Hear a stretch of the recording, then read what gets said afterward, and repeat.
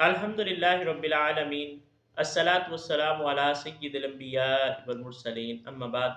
اعوذ باللہ من الشیطان الرجیم، بسم اللہ الرحمن الرحیم۔ وَإِذَا قِيلَ لَهُمْ آمِنُوا كَمَا آمَنَ النَّاسُ قَالُوا أَنُؤْمِنُ كَمَا آمَنَ السُّفَهَاءُ أَلَا إِنَّهُمْ هُمُ السُّفَهَاءُ وَلَٰكِن لَّا يَعْلَمُونَ۔ اور جب ان سے کہا جائے ایمان لاؤ جیسے اور لوگ ایمان لائے تو کہتے ہیں کہ کیا ہم بیوقوفوں کی طرح ایمان لائیں؟ خبردار، بے شک وہی بیوقوف ہیں مگر جانتے نہیں۔ سورہ البقرہ آیت نمبر 13۔ اس آیت مقدسہ کے اندر رب کائنات نے صحابہ اکرام علیہ رضوان کے ایمان کو ایمان کی کسوٹی قرار دیا۔ حکم ہوا کہ ایمان لاؤ جیسے صحابہ اکرام علیہ رضوان ایمان لائے ہیں، لیکن منافقین کا رویہ کچھ اور طرح کا تھا۔ انہوں نے کہا جی یہ معاذاللہ بیوقوف لوگ ہیں۔ اب انہوں نے ایسا کیوں کہا؟ چند مثالیں صحابہ اکرام علیہ رضوان کی زندگیوں سے دیکھتے ہیں۔ حضرت ابوبکر صدیق رضی اللہ تعالی عنہ کی بات کریں تو حضرت ابوبکر صدیق جب اللہ کے رسول صلی اللہ علیہ وآلہ وسلم نے حکم دیا کہ بلال کو آزاد کرواؤ تو حضرت ابوبکر صدیق امیہ کے پاس گئے اور اس سے منہ مانگے داموں پر بلال کو آزاد کروا دیا، حضرت بلال حبشی رضی اللہ تعالی عنہ کو۔ تو اب امیہ یہ سمجھ رہا تھا کہ یہ معاذ اللہ ابوبکر بیوقوف ہے، انہیں تجارت کرنی نہیں آتی، اتنی تو بلال کی قیمت نہیں ہے جتنی جو ہے وہ حضرت ابوبکر صدیق حضرت بلال حبشی کی قیمت ادا کر رہے ہیں۔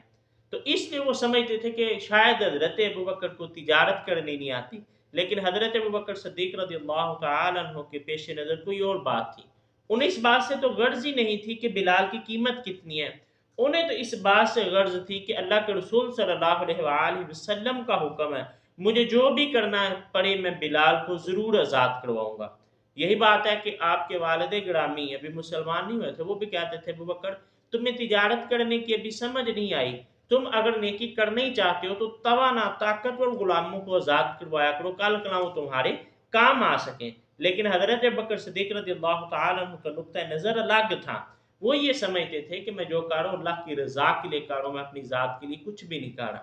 حضرت عمر فاروق رضی اللہ تعالیٰ عنہ کی بات کریں، وقت کے خلیفہ ہیں، امیر المومنین، رات کے وقت چکر لگا رہے ہیں، ادھر سے ایک بدو آیا، اس نے مدینہ سے باہر خیمہ لگایا ہوا، ارادہ اس کا تھا امیر المومنین عمر فاروق رضی اللہ تعالیٰ عنہ سے ملاقات کا، لیکن رات کے وقت اس نے حضرت عمر فاروق کو تنگ کرنا جو ہے وہ پسند نہ کیا اور باہر ڈیرا لگا لیا۔ اب اس کی جو بیوی تھی، اس کی عورت کو جو ہے وہ ڈلیوری کا وقت ہو گیا، اب وہ کڑاہ رہی تھی تکلیف سے۔ ادھر سے حضرت عمر فاروق رضی اللہ تعالیٰ عنہ کے معاملے کو سمجھا اور دیکھا، اپنی خاتون کو لے کر گئے کہ میرا دوست ہے، اس کی بیوی کو یہ مسئلہ ہے، تو اس کے لیے جو ہے وہ تم داعیہ کا کام سر انجام دو۔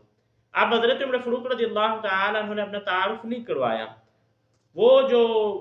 بدو ہے وہ سمجھ رہا ہے کہ شاید عمر فاروق رضی اللہ تعالیٰ عنہ نے کچھ لوگوں کی ڈیوٹی لگا رکھی ہے جو مدینے سے باہر آنے والے مہمانوں کی دیکھ بھال کرتے ہیں۔ تو وہ بدو حضرت عمر فاروق رضی اللہ تعالیٰ عنہ کے ساتھ اس طرح کا سلوک کرنے لگا جیسے کوئی غلاموں کے ساتھ سلوک کرتا ہے کہ پانی لے کر آؤ، پانی گرم کرو، لکڑیاں اکٹھی کرو، یہ کرو وہ کرو۔ حضرت عمر فاروق رضی اللہ تعالیٰ عنہ نے کچھ بھی نہیں کہا اور وہ سارے کام کرتے رہے۔ جب بچہ پیدا ہوا تو خیمے میں سے آپ کی زوجہ نے آواز دی، امیر المومنین مبارک ہو، آپ کے دوست کے ہاں بیٹا پیدا ہوا۔ جب اس بدو نے یہ لفظ سنے تو کانپ گیا کہ میں وقت خلیفہ سے اس انداز میں بات کر رہا ہوں۔ یہ وہ ایمان ہے جس کی اللہ رب العزت جو ہے وہ ہم سے جس کا تقاضا کرتا ہے کہ جو کرنا ہے اپنی ذات کے لیے نہیں بلکہ اللہ رسول صلی اللہ علیہ وآلہ وسلم کی رضا کے لیے کرے۔ حضرت عثمان غنی رضی اللہ تعالیٰ عنہ کی زندگی سے مثال لیں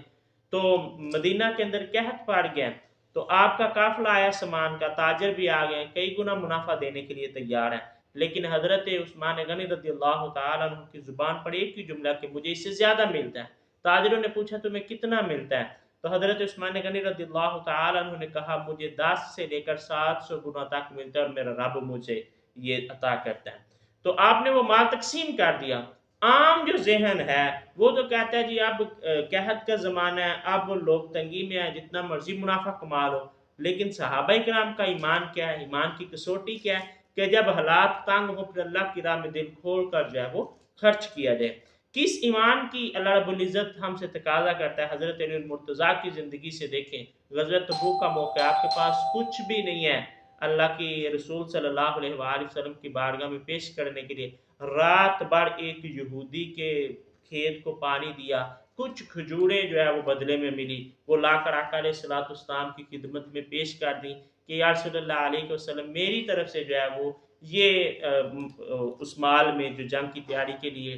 خرچ ہوگا میرا حصہ شامل کریں۔ اب عام ذہن جو ہے وہ تو اس طرف جاتا ہے کہ جی حالات تانگ ہیں، کھانے کو انسان تانگ ہے تو کیوں اتنی مشقت کرے، لیکن جس چیز کو اللہ رب العزت نے ایمان کی کسوٹی قرار دیا وہ یہ ہے کہ انہوں نے مشقت کر کے محنت کر کے مزدوری جو ہے وہ لا کر اللہ کے رسول صلی اللہ علیہ وآلہ وسلم کی بارگاہ کے اندر پیش کر دی۔ لیکن منافقین کا چونکہ طرز زندگی اور تھا، ان کا جو تھنکنگ اپروچ تھی وہ اور طرح کی تھی، وہ سمجھتے تھے کہ یہ معاذ اللہ جو ہے وہ بے وقوفانہ جو ہے وہ حرکتیں ہیں، لیکن رب کائنات نے فرمایا وہ بے وقوف نہیں، حقیقت میں جو ہے وہ تم لوگ بے وقوف ہو، کیونکہ اگر انہوں نے قربانیاں دی تو اللہ رب العزت کی طرف سے سلام بھی حضرت بکر صدیق کے لیے آیا، انہوں نے اگر قربانیاں دی تو اللہ رب العزت نے حضرت عمر کے لیے فرمایا کہ عمر کی زبان پر جو ہے وہ حق بولتا ہے، انہوں نے اگر قربانیاں دی ہیں تو حضرت عثمان غنی رضی اللہ تعالیٰ عنہ کے بارے میں آیا کہ اللہ کے فرشتے بھی ان سے حیا کرتے ہیں،